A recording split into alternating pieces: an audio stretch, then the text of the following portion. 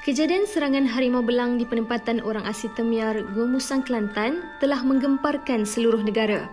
Serangan ini telah bermula pada Julai 2021 di mana seorang lelaki orang asli Temiar berusia 45 tahun telah diterkam harimau sehingga cedera parah ketika sedang menoreh getah di Kampung Badak, Pos Bihai, Gua Musang. Apa yang menghairankan, harimau Malaya ataupun nama saintifiknya Panthera tigris yang dikategorikan sebagai spesies terancam ini telah mula berani menyerang dan merayap di kawasan penempatan orang asli di Gua Musang. Walaupun kajian pakar menyatakan sifat lahiriah haiwan ini, ia akan cuba menjauhkan diri apabila terdapat kehadiran manusia berdekatan. Selepas beberapa bulan, peristiwa serangan harimau ke kampung orang asli di Pos Bihai semakin kerap berlaku antara bulan November hingga Disember 2021, terutamanya di Kampung Bayur, Kampung Bujuk, Kampung Tendrik dan kemuncaknya di Kampung Sau, di mana seorang lelaki asli lewat 50-an telah maut diterkam harimau ketika mangsa sedang keluar rumah untuk ke tandas. Sehingga kini, kejadian serangan harimau belang ini telah mula berlaku di penempatan orang asli yang lain di Gua Musang seperti Pos Balar, Pos Ber dan Pos Tuel. Pada pertengahan Januari yang lalu, semasa Persatuan Aktivis Sahabat Alam ataupun Kuasa menghantar bantuan makanan kepada penduduk yang terjejas di Pos Bihai, kami telah berkesempatan menemu ramah sendiri penduduk kampung di Pos Bihai termasuk anak mangsa korban serangan harimau untuk mendapatkan cerita sebenar yang berlaku di kampung mereka. Ikuti temu bual kami bersama mereka. Arwah ayah saya yang berlaku ni, malam tu dia rasa gelisah lah sikit. Saya gelisah, lepas tu pagi tu pukul 9.30 tu dia keluar daripada rumah, belakang rumah. Dia nak pergi kencing. Lepas tu binatang tu sudah ada dah situ. Mungkin dia tunggu situ lah awal. Lepas tu dia terkam lah sepunya ayah tu. Masa dia serang tu adalah sepatah dua kata dia jerit tu. Siapa yang sedar? Siapanya adik tu, adik perempuan tu yang dengar dia punya jerit tu. Dia panggil lah, kita orang kampung tolong lah dia. Tolong semua ayah. Ayah tu situ lah sudah meninggal situ lah. Sekejap tu saya rehat. Lepas tu saya duduk-duduk isap rokok, isap habis orang telefon. Ayah dia orang telefon cakap, ayah ni. Sudah. Saya balik rumah, saya siap-siap barang, saya mau balik. Harimau tu dia bawa lari ayah sampai bawah. Pasal rumah tu dia bercerung sikit. Dia macam ni lah. Dia turun bawah. Dia heret lah ayah tu. Lepas tu orang kampung tolong lah. Baru dia lepas. Itulah. Dia lepas itu. Lepas tu dia mau lawan kita orang. Binatang dia mau lawan. Lepas tu adalah sebenarnya kawan tu, seorang tu dia pakai lembing lah. Dia tikam tu. Dia terbang lah tu dia punya haiwan tu lari bawah. Kita di sini selama 1 bulan sudah tak ke mana. Jadi saya pun rasa pemikiran saya jadi buntu. Kita nak keluar Gua Musang pun hari ini tak dapat dikeluarkan. Jadi kita macam ni lah di kampung. Berliga di rumah ni. Berpusing. Tak ke mana kita pergi. Jadi oleh kerana nasib ada bantuan kebajikan sikit-sikit baru kita menampung. Kalau tidak kita kena kelaparan lah. Sebelum apa-apa yang berlaku. Tengok sini 3 ekor. Dekat Balal lagi ada juga. Dekat Blatin pun ada juga. Dekat kita pun ada juga. Ya lah. Diorang cakap Kuala Betis pun ada juga sekarang. Tapi Kuala Betis kurang pasti lah. Sekarang perkhidmatan pun dia kata nak pergi torek getah pun tak boleh. Kami pun tak boleh juga. Sebab harimau tu bukan kat luar. Masuk kat pintu rumah ni. Bukan jauh dalam hutan tak apa. Ini kat rumah. Yang boleh nampak hari tu pun pada 20 hari bulan pukul 8 tu. Kat sini pun ada berlaku. Dia masuk kedai-kedai ni. Jadi kami pun risaulah untuk penduduk kampung lah. Dia tak pernah berlaku lah selama-lama berapa puluh tahun pun. Kali ini berlaku. Lagipun kita tak sangka benda tu. Ingat benda tu jauh. Rupanya tepi rumah dia mari. Encik Osman Perik juga menceritakan kronologi serangan harimau di Pos Bihai. Okey, daripada Kampung Remau lah. Pada 10 hari bulan 12 lah. Pukul 8 pagi dia berlaku di Kampung Remau. 3 ekor harimau tu datanglah ke rumah mereka tu, depan rumah, depan pintu lah. Jadi mereka kat Remau tu dia terpaksa pergi dia panggil kami kat sini, datang, habis tengok. Lepas tu kami angkut mereka tu pindah kat sini lah untuk menyelamatkan mereka Kampung Remau lah. Lepas tu Kampung Remau, lepas tu Kampung Bujuk, Kampung Bayu. Kita segeralah ponggah kat sini. Lepas tu dia pergi di Kampung Bujuk. Antara 14 hari bulan lah berlaku di Kampung Bujuk lah. Di situ ada saya punya adik tu, dia bawa motor. Dia lompat tu, dia nak terkam juga tu. Tapi dia angkat motor tu tinggi, tayar motor tu dia kena. Lepas tu dia lari lah. Ramai lagi orang tu.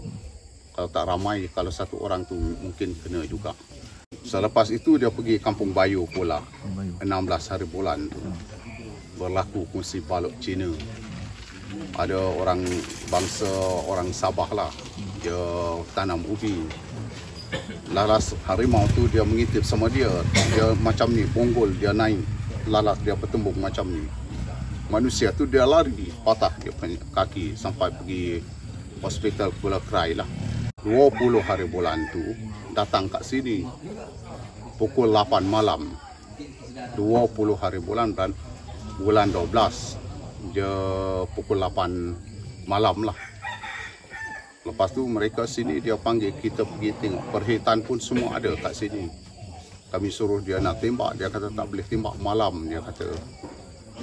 Lepas tu dia tinggal lah. Lepas tu tinggal tu dia ambil mercun tu, dia bom. Dia lari. Jadi disitulah kami cakap mereka tu jangan bom mercun. Kalau adat kami orang asli lah. Kalau kita bom, bahawa kami tunjuk sama dia, kita nak lawan sama dia.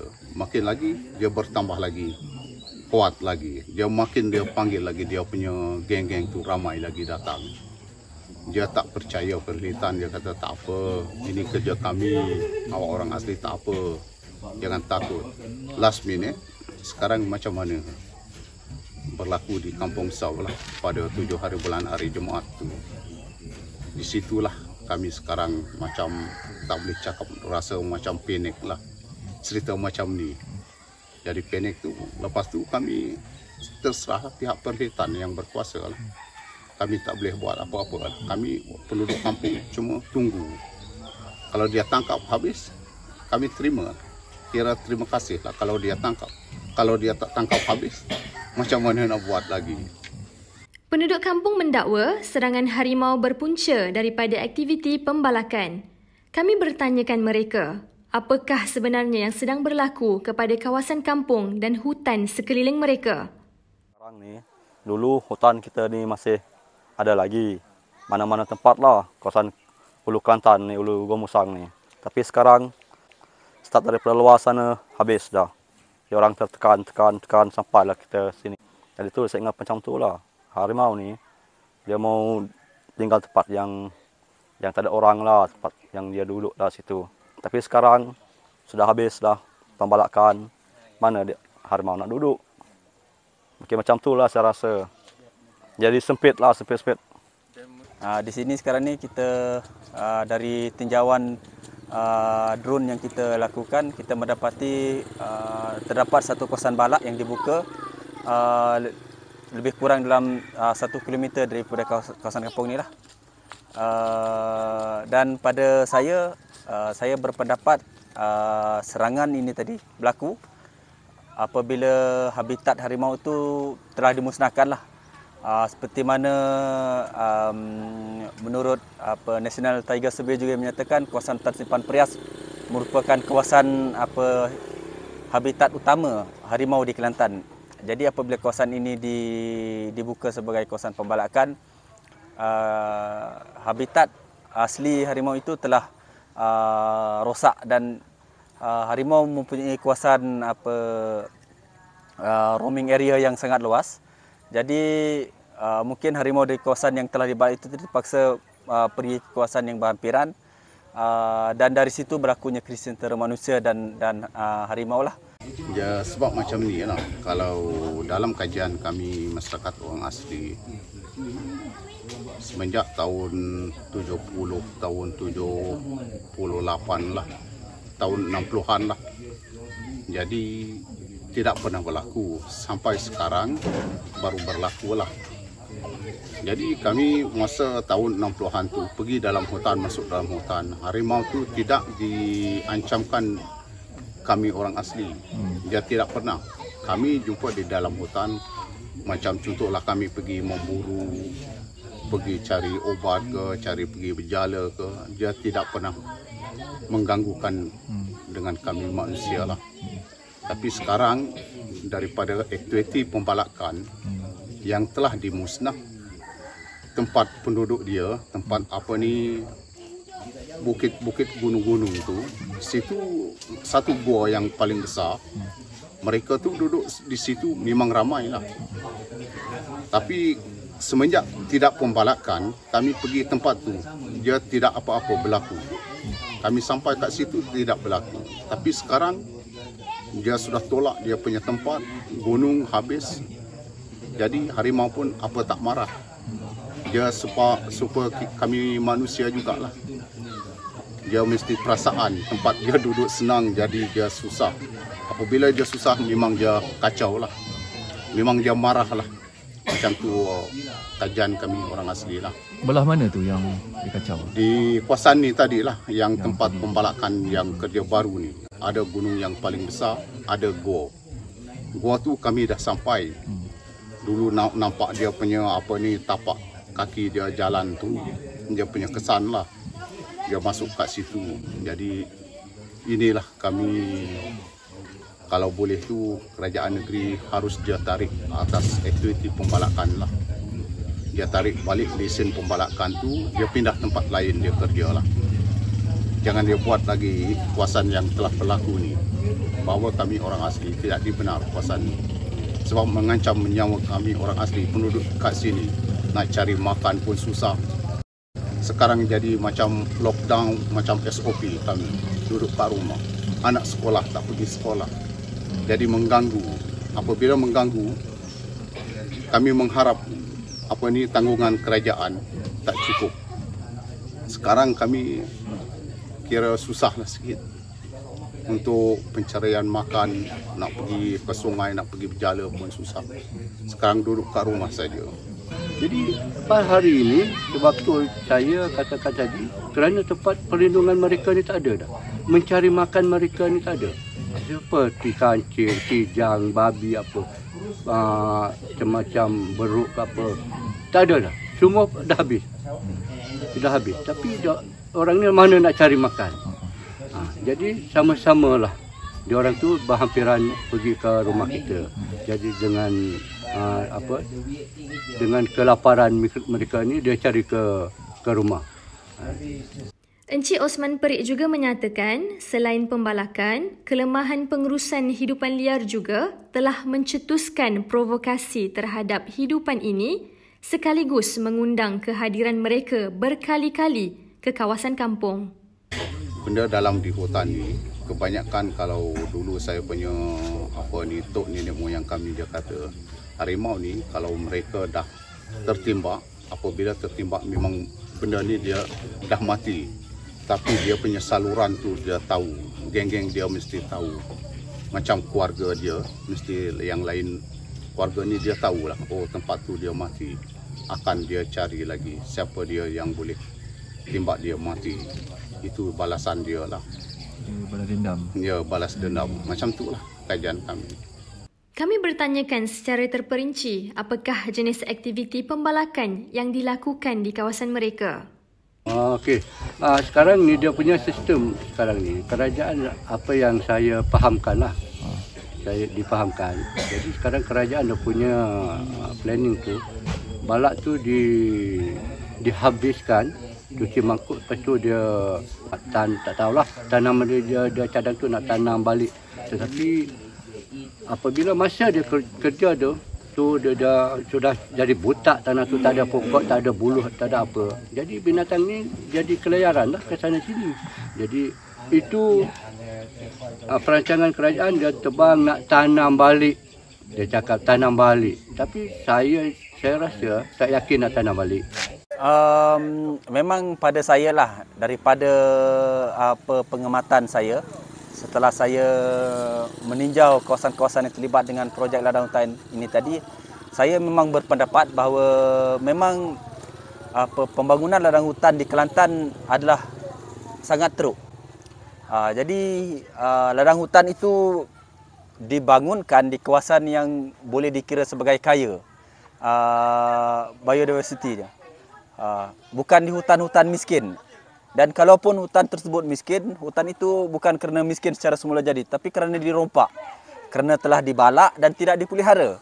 Jadi pada saya satu penggunaan hutan miskin itu tadi yang seterusnya dibangunkan sebagai ladang hutan adalah satu istilah yang tidak tepat.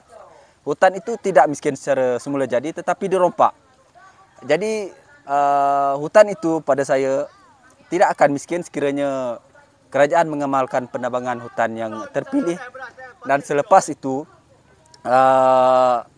mereka memelihara semula, menanam semula tumbuhan yang pokok-pokok yang telah ditebang.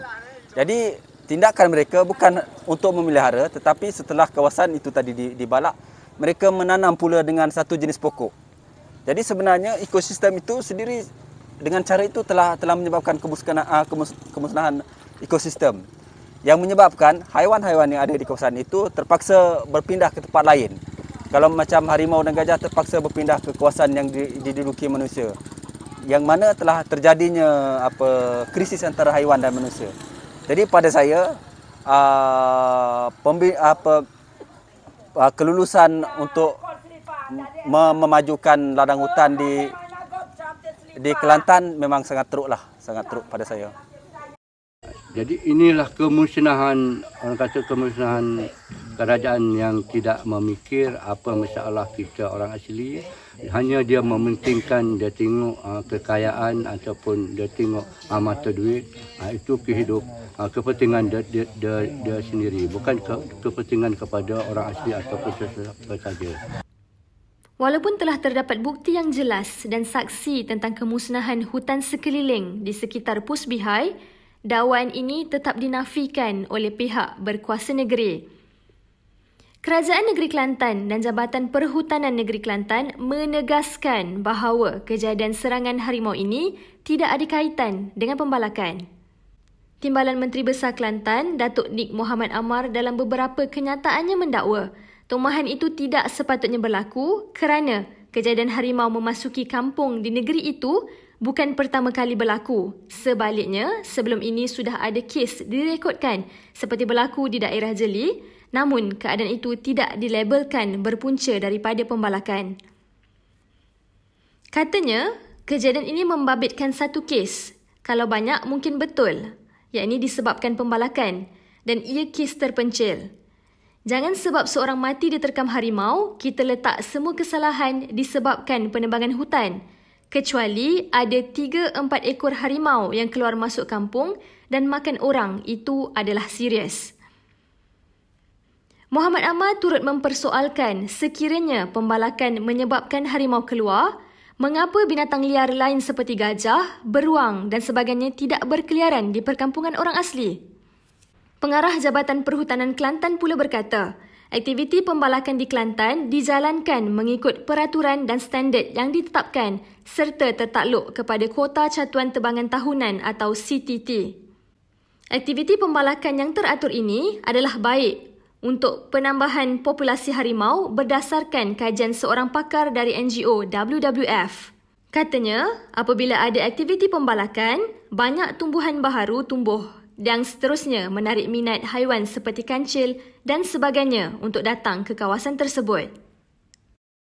Namun, pihak kuasa mempersoalkan bahawa kenyataan pihak berkuasa negeri ini seolah sengaja mahu mengalihkan perhatian masyarakat umum terhadap isu sebenar.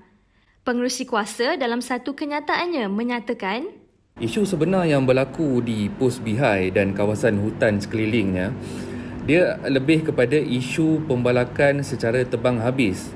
Ya, orang asli setempat dia mengadu aktiviti pembalakan yang berlaku di sana berleluasa dari tahun ke tahun semenjak tahun 2014 lagi, ya.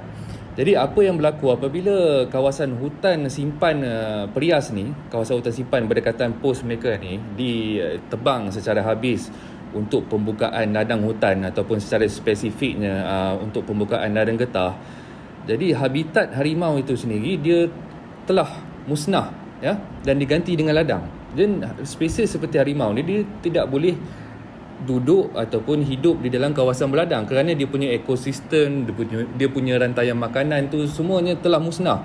Jadi of course dia kena pindah ke tempat lain, dan kalau keadaan mendesak bagi spesies ini, dia terpaksa menceroboh kawasan orang asli dan menyerang manusia. Dan daripada tinjauan kita sendiri, apabila kita sampai di pos Bihai, kita naikkan drone, memang terdapat aktiviti pembalakan pernah berlaku dan juga sedang berlaku di sana. Kalau kita tengok saiz kawasan pembalakan ni pula bukannya kecil, ya, dia besar. Dia lebih kurang 400 hektar. 400 hektar ni memang besar. Dia lebih kurang 400 saiz padang bola sepak. Tetapi yang dijawab oleh pihak berkuasa negeri lebih kepada pembalakan secara selektif ataupun pembalakan secara terpilih. Yang berlaku di pos Bihai ni bukannya pembalakan secara selektif, tetapi pembalakan secara tebang habis. Dan bagi saya pula, pembalakan selektif ni tidak ada masalah kalau dia dibuat di kawasan yang tak sensitif dan tidak mengganggu habitat hidupan liar, dan paling penting sekali dia tanam semula untuk wujudkan semula ekosistem tu supaya hidupan-hidupan liar yang terganggu ni dia boleh pergi balik kawasan hutan yang pernah dibalak tu. Tapi isu di sini adalah dia balak habis dan dia ganti pula dengan ladang, bukannya dengan hutan. Ya, itu isu sebenar yang perlu dijawab oleh mereka ini, ya. Senada dengan kuasa, orang asli turut memberi respon yang skeptikal. Jadi saya mewakili masyarakat orang asli di sini memang berasa sangat-sangat kecewa lah. Kerana seorang pemimpin yang membawa prinsip negeri berkebajikan boleh mengeluarkan kenyataan yang sedemikian rupa lah. Jadi di manakah sifat ataupun sifat belas kasihan timbalan Menteri Besar ni tadi ke atas keluarga mangsa. Memang hanya seorang mangsa yang terkorban, tapi satu nyawa itu tetap nyawa yang berharga. Jadi sebagai seorang pemimpin Islam adalah tidak patut apabila beliau menyatakan serangan ini tadi tidak disebabkan oleh aktiviti pembalakan. Kerana untuk pengetahuan semua telah berlaku kejadian serangan sebelum ini, iaitu di kampung Badak, dan tidak kurang dari 4 bulan selepas itu seorang lagi mangsa terkorban. Jadi ingin saya tanyakan kepada kerajaan Kelantan, berapa ramai lagi yang harus terkorban sebelum mereka mengambil usaha untuk memelihara habitat harimau ni tadi. Jadi satu soalan saya lah, adakah nyawa orang asli tadi tidak berharga di mata kerajaan negeri Kelantan lah? Kerajaan tu mana dia tahu. Dia cakap tu dekat luar sana, sini mana tahu. Kita orang ada perasaan. Kerajaan tu pun bukannya dia tahu kita orang sini. Dia duduk sana senang-senang lah cakap. Kita sini rasa lah macam mana. Kita rasa. Kita punya ayah ni rasa lah yang kita anak dia macam mana. Kerajaan mana tahu. Kerajaan makan duit saja banyak. Berjuta-juta. Kita sini ni lah dapat habuan dia daripada pembalakan ni. Di sini saya merasa kecewa lah. Apabila saya kecewa kerana apa yang dikeluarkan oleh kenyataan kerajaan negeri itu sebenarnya tidak ditepati lah. Sebab dia cakap bukan ini masalah pembalakan, dan ini kerana orang asli sendiri memburu. Itu tidak benarlah apa yang kerajaan negeri dikeluarkan. Kalau ikut saya memang macam tu lah, saya marah dengan kerajaan disebabkan tanah kita sudah sempitkan, pembalakan pun sudah habis tempat tinggal haiwan-haiwan. yang bos-bos tu. Sebab tu kita merasa macam geram juga dengan kerajaan. Saya tidak salahkan jika sekiranya kerajaan negeri ingin menebang balak dengan cara yang sehat. Kerana hutan itu perlu dituailah hasilnya. Tapi apa yang kita lihat sekarang ni, kita hanya mengambil dan tidak pun kita kembalikan hasil itu kepada alam semula. Jadi pada saya memang itu satu yang tidak adil lah. Kerana khazanah alam ni tadi adalah milik semua orang, milik rakyat Malaysia. Jadi tidak adil walaupun dalam undang-undang telah jelas dinyatakan bahawa pengurusan tanah, mineral dan air itu berada di bawah kuasa kerajaan negeri. Tapi pada saya tidak adil lah. Kerana hutan alam itu tadi adalah milik semua orang. Harta benda atau khazanah semua orang. Jadi tidak patut dan saya menggesalah meminta kerajaan negeri memikirkan semula. Kerana banyak lagi cara yang kita boleh gunakan untuk mendapatkan pendapatan kerajaan. Jadi saya mintalah menteri-menteri dan exco supaya kreatif dalam berfikir demi menjana pendapatan bagi rakyat negeri Kelantan. Jadi saya rasa memanglah mereka yang terlibat memang tidak bijaklah dan hanya bergantung harap dengan hasil pembalakan yang dikira mudah. Dan itu antara sebab yang menyebabkan berlakunya pembukaan hutan yang teruk di Kelantan lah. Orang asli juga turut ditanya, apakah harapan mereka bagi isu ini di masa hadapan? Jadi saya harap kalau boleh pihak mana-mana badan yang membantu perkara ini, saya harap dipercepatkanlah. Maka kami mengharap daripada Perkhidmatan tindakan mereka lah. Macam mana dia nak bertindak. Sebab kami penduduk kampung tak boleh bertindak lah. Pasal benda tu mereka dia kata salah. Tak boleh bertindak, nak buat apa pun tak boleh. Cuma kami tunggu mereka nak buat macam mana dia nak atasi tangkapan harimau tu, boleh dia tangkap ke tak boleh. Tapi ramalan kami dia memang langsung tak boleh dapat lah. Itulah dalam fikiran kami penduduk kampung lah. Pasal dia tahu dia letak itu kambing dalam sangka tu, dia tak boleh masuk situ. Dia memang dia tahu dah. Okey, pada saya lah cara terbaik adalah dengan memelihara habitat itu sendiri. Jadi sebenarnya jika kerajaan melalui Jabatan Perhutanan dan Perkhidmatan telus dalam memastikan kelangsungan kewujudan harimau kita yang ada sekarang ni, saya difahamkan cuma tinggal 150 harimau yang ada di Semenanjung lah, di Malaysia. Jadi sekiranya Jabatan Perhutanan dan Perkhidmatan serius dalam menjaga harimau ni tadi daripada kepupusan adalah dengan memelihara hutan.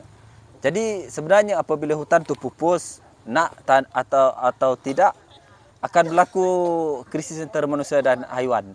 Yang mana bila haiwan itu menyerang manusia, maka haiwan yang menyerang itu akan dibunuh.